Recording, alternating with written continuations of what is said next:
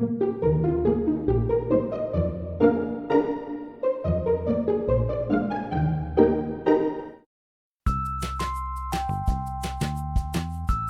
amigos, acompáñanos a crear un delicioso momento para consentirte a ti y a tus seres queridos. Necesitaremos 4 huevos, 180 gramos de azúcar, 225 gramos de harina de trigo previamente cernida, 3 cucharadas de miel, que son aproximadamente 45 gramos,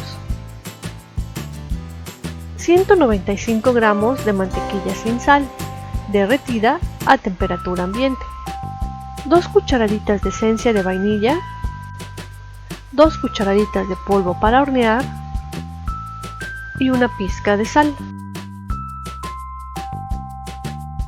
En la descripción de abajo está el enlace a la receta escrita. Comienza batiendo los huevos. Integra el azúcar, la miel, la sal y la vainilla. Agrega la harina cernida junto con el polvo para hornear. Finalmente, integra poco a poco la mantequilla.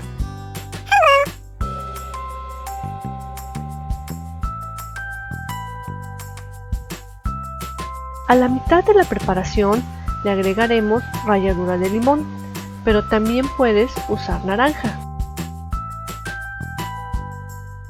A la otra mitad la combinaremos con 10 gramos de cocoa y 20 gramos de chispas de chocolate. Cubre la preparación y permite que descanse en el refrigerador durante al menos 1 hora.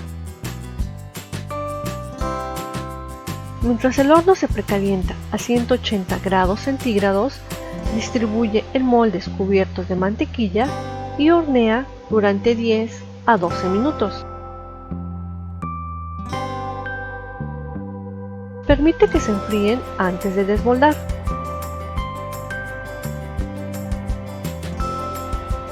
Con estas cantidades nos salieron 26 piezas. Como verás, estos suaves y deliciosos panecitos son muy fáciles de preparar, ideales para acompañarlos con té o un café.